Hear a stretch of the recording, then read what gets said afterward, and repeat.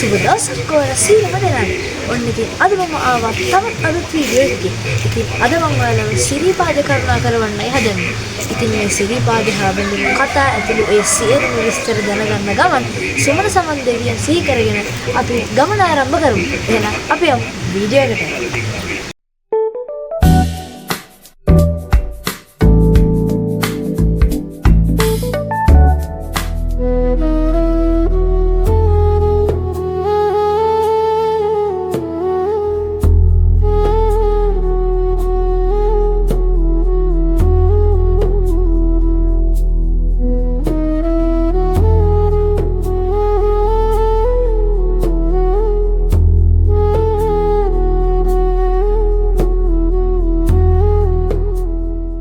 ඉතින් මේ ශ්‍රීපාදස්ථානයේ පිහිටලා තියෙන්නේ සබරගමුව පළාතේ රත්නපුර දිස්ත්‍රික්කයේ සහ කොටසක් නුවරඑළිය දිස්ත්‍රික්කයටත් හිමිකම් කියනවා. ඉතින් මේ කන්දේ උස මීටර් 2243ක් වන අතර අඩි වලින් සඳහන් කළොත් එය අඩි 7359ක උසකින් සමන්විත වන අතර උස අනුව ශ්‍රී ලංකාවේ කඳු අතරින් 4 වන ස්ථානයට හිමිකම් කියනවා. ඉතින් මේ ශ්‍රීපාද ස්ථානය වන්දනා කරන්න පුළුවන් මාර්ග 6ක් තිබෙනවා. හැටන් නල්ලතන්නි මාර්ගය කිලෝමීටර් 6ක්ද, පලාබද්දර මාර්ගය කිලෝමීටර් 12ක්ද, කුරුවිට එරත්න මාර්ගය කිලෝමීටර් 14ක් වන අතර සඳගල තැන්න මාර්ගය කිලෝමීටර් 5ක දුරකින් යුක්ත වන අතර පිළිවෙලින් උඩමාලි බොඩ මාර්ගය කිලෝමීටර් 12ක්ද, දෙහෙන කන්ද මාර්ගය කිලෝමීටර් 16ක දුරකින්ද සමන්විත වෙනවා. ඉතින් මම දැන් ඇවිල්ලා තියෙන්නේ ගෞතම ශ්‍රීපාද ස්ථානයේ කරුණා කරද්දී අපිට හම්බ වෙන පළමුවෙනි වැදගත් ස්ථානය. ඉතින් යාළුවනේ මේ තමයි මකරතොරණ. ඉතින් අපිට ඊළඟට හම්බ වෙන තියෙන වැදගත් ස්ථානය තමයි සාම චෛත්‍ය. ඉතින් අපි එතනට ගිහිල්ලාම ඒ විස්තර කතා කරමු. ඔන්න ඉතින් අපි මකරතොරණ ළඟින් බුදුන් වැදලා සුමන සමන් දෙවියන්ගේ ආශිර්වාදයත් අරගෙන ශ්‍රීපාද කරුණාව ආරම්භ කරනු ලැබුවා. ඉතින් මේ ගමනේදී මගේ ඊළඟ නැවතුම් පොළ වෙන්නේ සාම විහාරය. එහෙමත් නැත්නම් සාම චෛත්‍ය. ඉතින් අපි එතනට ගිහින් ආය හම්බෙමු. ඒ යන අතරට මේ වටපිටාවේ අසිරිය විඳින්නට ආරාධනා කරමින් අපි යමු සාම චෛත්‍යයට.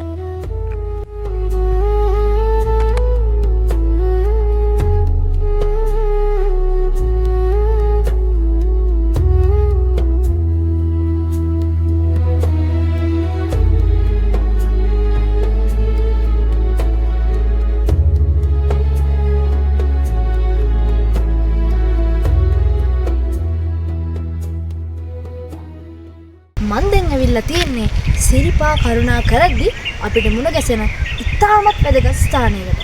ඉතින් යාළුවනේ මේ තමයි සාම චෛත්‍ය. ඉතින් මේ සාම චෛත්‍ය ලෝක සාමය උදෙසා අප රටේ හිටපු උදාර මිනිසෙක්ට ජපන් රජයෙන් පරිත්‍යාග කළ තැනක්. ඉතින් මේ සාම චෛත්‍ය ගැන වැඩි විස්තර අපි සිරිපා කරුණා කරන ගමන්ම කතා කරමු.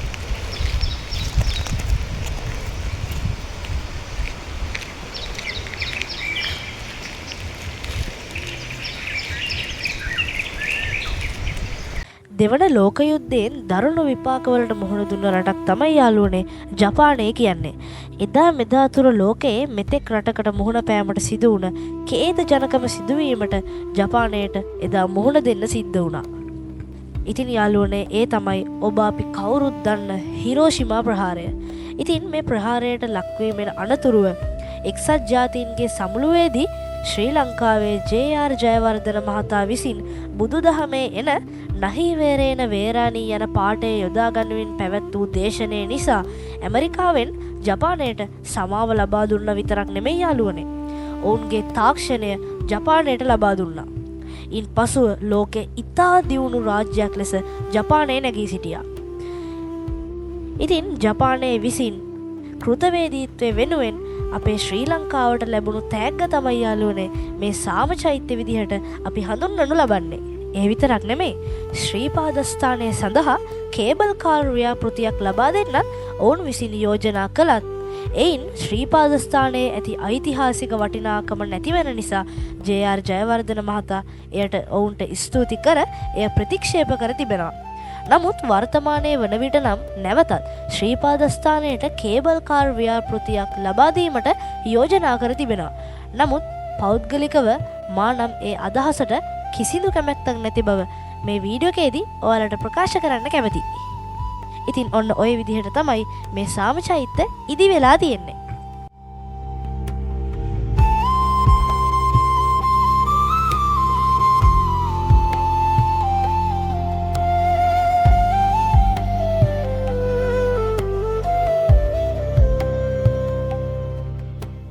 ඔයාලා දැනටමත් දන්නවනේ අපේ ප්‍රධාන ගංගා ආරම්භ වෙන්නේ මේ ශ්‍රීපාද කඳුමුදුනෙන් කියලා.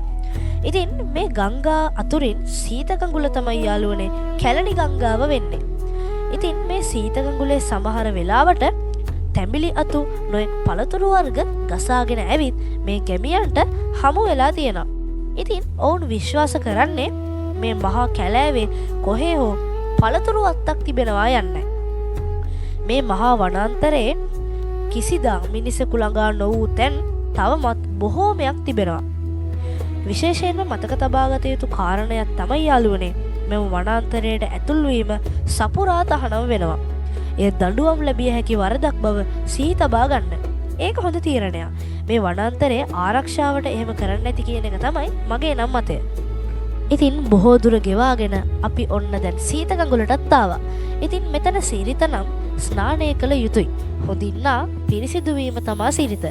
ඉතින් අපි නම් මූණ අතපය සෝදලා සීතකඟුල ළඟ පඳුරකුත් ගැට ගහලා නැවතත් සිරිපා කරුණාවටයි මේ සූදානම. අපි යන ගමන් කතා කරමුකෝ.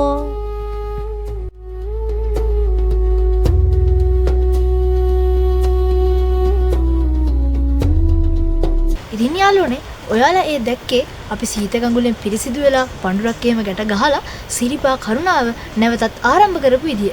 ඉතින් මෙතන ඉඳලා සිරිපා මළුවට වෙනකම්ම මේ සිරිපා කරුණාව හා බැඳුණු ජනප්‍රවාදයේ එන කතන්දර මම ඔයාලත් එක්ක බෙදා ගන්නවා. එහෙනම් අපි නැවතත් සිරිපා කරුණාව ආරම්භ කරමු.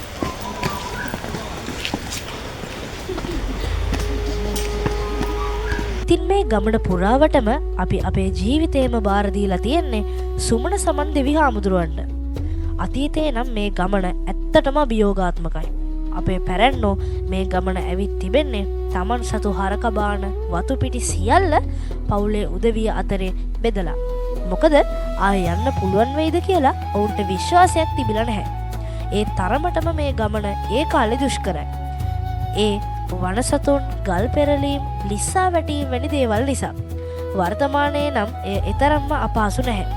නමුත් අපේ ගැමියෝ එක වතාවක් හෝ තම ජීවිත කාලය තුළ සිරිපා කරුණා කර තිබීම විශේෂ කාරණයක්.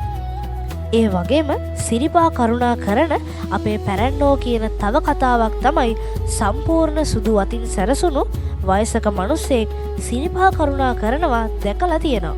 ඒ සමගම ඒ මිනිස්සයා එක පාරටම අතුරු දහන් වෙනවා. ඉතින් මේ මිනිස්සු විශ්වාස කරනවා ඒ සුමන සමන් දෙවියන් බව. මේ සිරිපා කරුණා කරනකොට කට පරිස්සම් කර ගැනීමට විශේෂයෙන් වග බලාගත යුතු විශේෂම කරුණක් බව මතකයේ තබා ගන්නා ලෙස මම ඔබගෙන් ඉල්ලා සිටිනවා. ඔයාලා දන්නවද මේ ගමනේදී හරි අපූර්ව දෙයක් සිද්ධ වෙනවා. මේ ගමනට නායකයෙකු පත් කරගන්නවා. ඔහු නඩේ ගුරා. ඔහු විසින් තමා මේ සියලු පිරිස මෙහෙයවාගෙන පරිස්සමට සිරිපා කරුණාව කරා රැගෙන යන්නේ. ඉතින් ගමන නම් ටිකක් වෙහෙසයි. ඒ වෙහෙස නැති වෙන්නත් එක්ක තුන් සරණේ කවියක් කියාගෙනම අපි කරුණා කරමු නේද?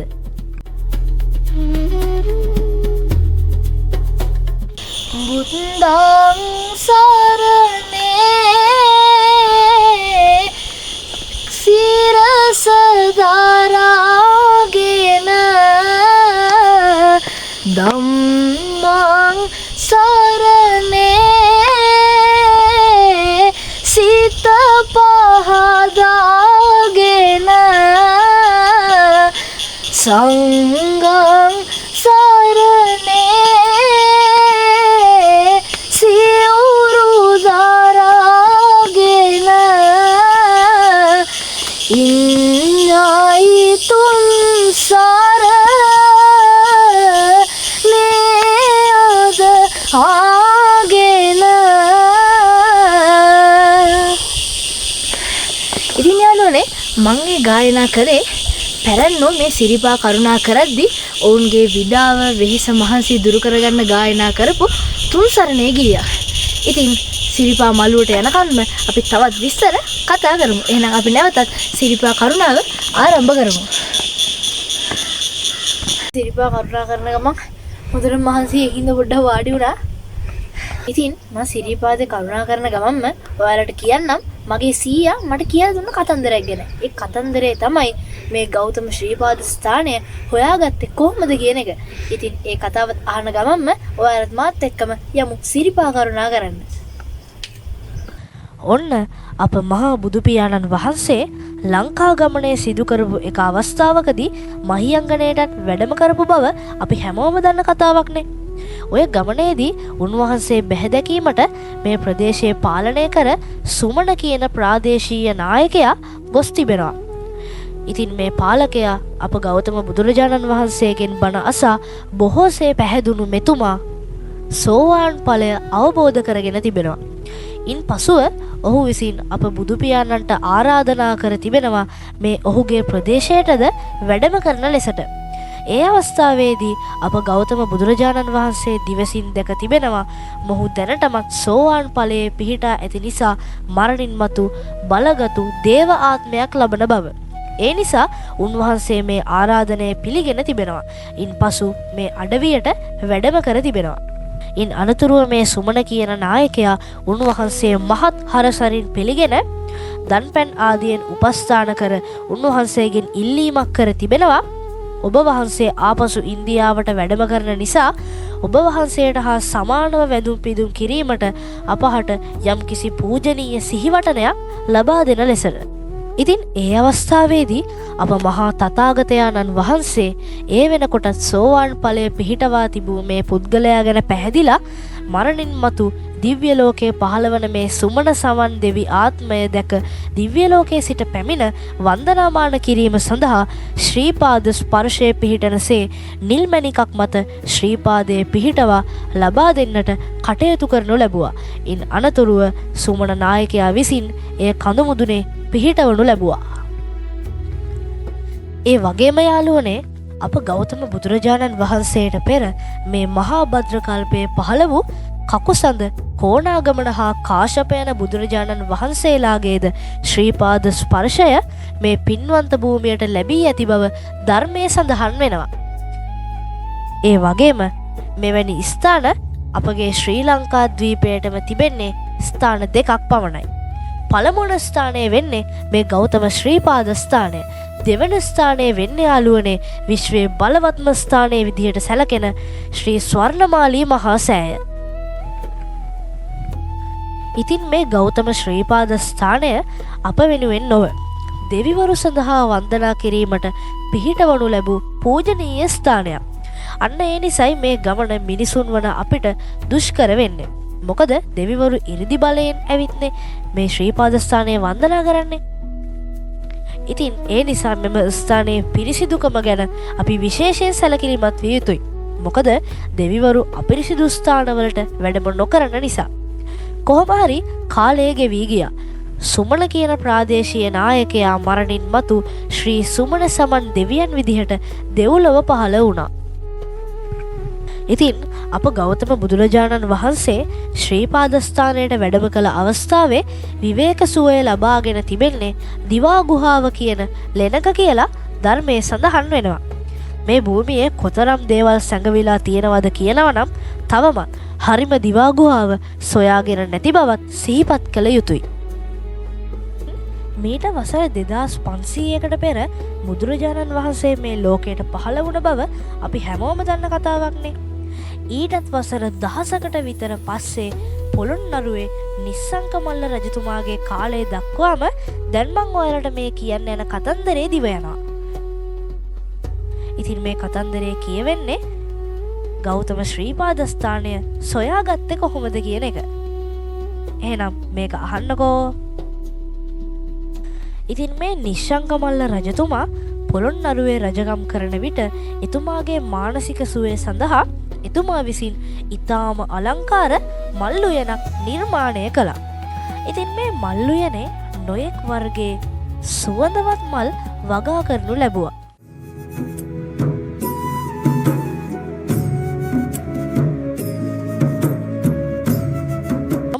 හිටි හැටියේම මහ අමුතු දෙයක් මේ මල්ලුවනේ සිදු වුණා. ඒ තමයි ඊටාම සුවඳවත් මල් අතුරුදහන් වෙන්න පටන් ගත්තා.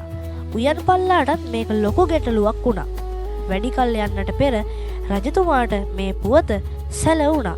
රජතුමා උයන් පල්ලා ගෙන්නලා ඔහුට තරයේ අවවාද කළා කෙසේ හෝ මේ අභිරහස සොයා ගන්නා ලෙස.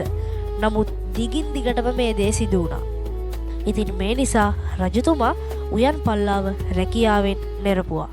තොප මාගේ රාජ උයනේ රාජකාරී පැහැර හැරියා. එම නිසා මම තොපව නිරපමි. වහා පිටවනු.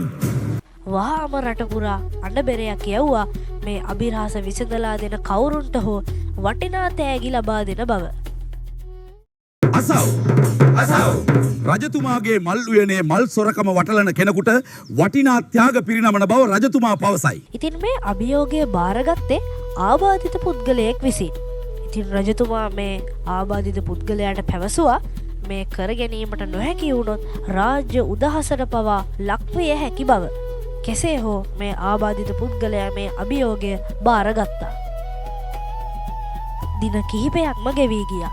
ඉතින් දවස් ගානක මහන්සියේ ප්‍රතිඵලය ඔහු නෙලා ගනු ලැබුවා.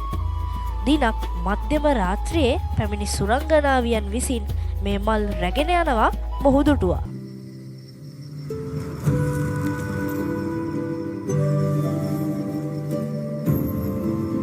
ඔන්න ඉතින් කතාවෙන් කතාව අපි උඩමළුව පේන මානයටම සිරිපා කරුණා කරනු ලැබුවා.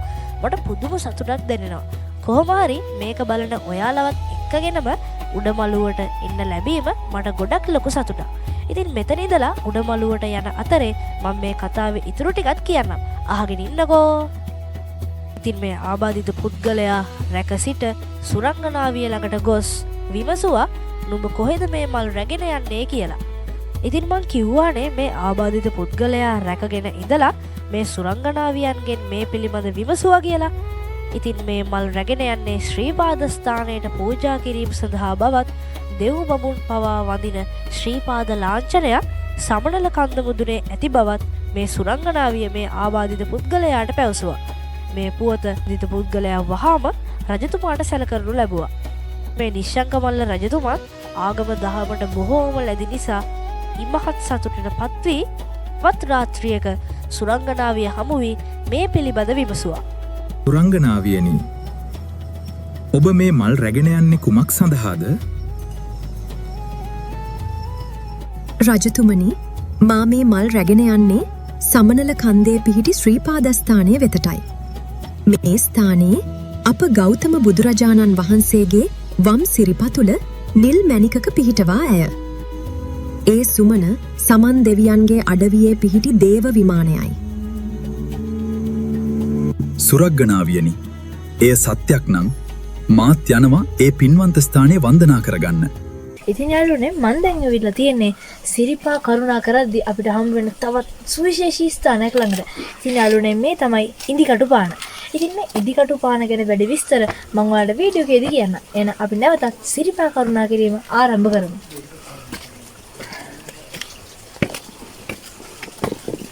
සිරිපා කරුණාවේදී ප්‍රථම වතාවට පොඩි දරුවෙකු වන්දනාවේ යෙදෙනවා නම් ඔවුන් කිරිකෝඩු ලෙසද, වයසින් වැඩි කෙනෙකු ප්‍රථම වතාවට සිරිපා කරුණා කරනවා නම් ඔවුන් දඬුකෝඩු ලෙසද හඳුන්වනවා.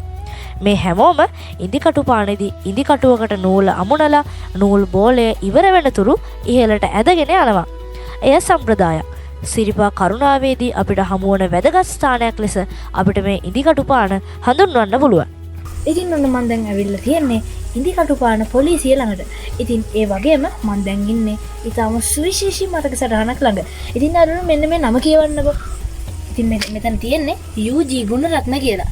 ඉතින් ඔය සිහිවටනේ මොකද්ද කියලා දැනගන්න අපි නැවතත් සිරිපා කරුණාව ආරම්භ කරමු. මේ අපේ ගමේ සීයා කෙනෙක්ගේ නමක්. එයා මේ පොලිස් ස්ථානයේ රාජකාරී කරලා තියෙනවා. ඉස්සර ඉතින් එතකොට මේ නම කොටලා තියෙනවා. මේ ගලේ මේ නම කෙටුවේ නැතත් අපේ හදවත්වල නොමකෙන චරිතයක් තමයි මේ සීයා. මොකද අපේ ගමටත් රටටත් වැඩදායී ලෙස ජීවත් වෙලා තියෙන කෙනෙක් තමයි මේ සීයා.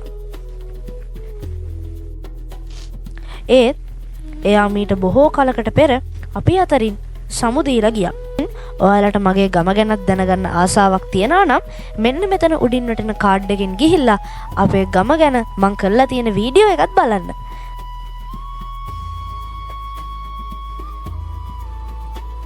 එහෙනම් ඒකත් මතක් කරගෙන අපි යමු සිරිපා වඳින්න. ඉතින් දෙව් බඹුන් පවා වැඳුම් පිදුම් කරන ඒ උතුම් ශ්‍රීපාද ස්ථානයට මට මේ වාරෙත් එන්න වාසනාව තිබුණා. මගේ බලාපොරොත්තුව නම් හැම වාරයකම ශ්‍රීපාද ස්ථානය වන්දනා කරන්න. ඉතින් මේ වීඩියෝ එක නරඹන එන්න අපහසුකම් තියෙන කවුරුන් හෝ ඉන්නවනම් මේ උතුම් ශ්‍රීපාද ස්ථානය වැන්දහා සමාන පිනක් මං අනුමෝදන් කරනවා. ඉතින් අපි යමු ශ්‍රීපාදය වඳින්න. අපි සිරිපාදෙත් වැඳලා 12 මහා පහනටත් තෙල් දාලා ගාන්ටාරයක් නාද කරලා ආවා. ඔයාලා දන්නවද යාළුවනේ මේ සිරිපා ආපු වාර ගණනට තමයි මේ ගාන්ටාරය අපි නාද කරන්න ඕනේ. ඉතින් ඔන්න අපි ශ්‍රීපාද ස්ථානයේ වැඳලා බහින්නයි මේ සූදානම. එහෙනම් අපි දැන් යමු කතාවේ ඉතුරු ටිකට. ඉතින් පසුව නිශ්ශංකමල්ල රජතුමා මේ සුරංගනාවියගෙන් ඉල්ලා සිටියා මාහටද මේ ශ්‍රීපාද ස්ථානය වැඳීමට උදව් කරන ලෙසට. ඉතින් මේ සුරංගනාවිය උඩින් මල් දමමින් බිමින් යන පිරිසට මාර්ගය පෙන්නලා දුන්නා. රජතුමාගේ පිරිස පහලින් ගොස් ගෞතම ශ්‍රීපාද ස්ථානයට ළඟා වුණා. ඊට ටික කලකට පසුව නිශ්ශංකමල්ල රජතුමාද මේ උතුම් ශ්‍රීපාද ස්ථානය වැඳ පුදා ගත්තා. ඒ පිළිබඳ ලියවුණ සෙල්ලිපි පවා අදටත් මේ ප්‍රදේශයේ තිබෙනවා.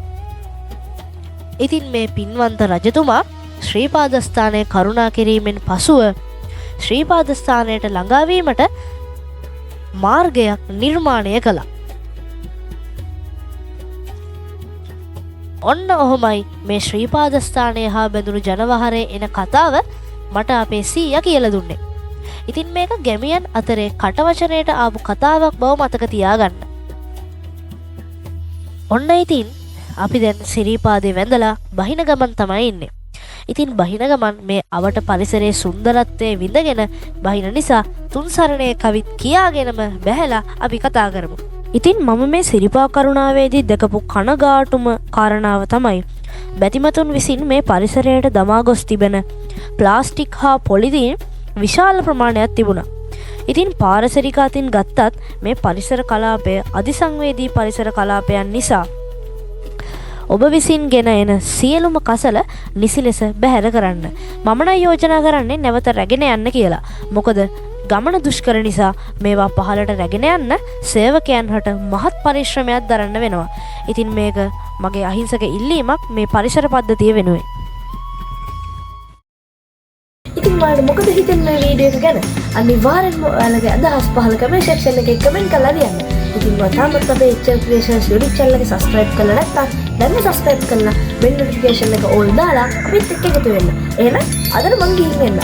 ඔයාලා හැමෝටම සුබ දවසක්. මම හිරු ක්ලික්මන්.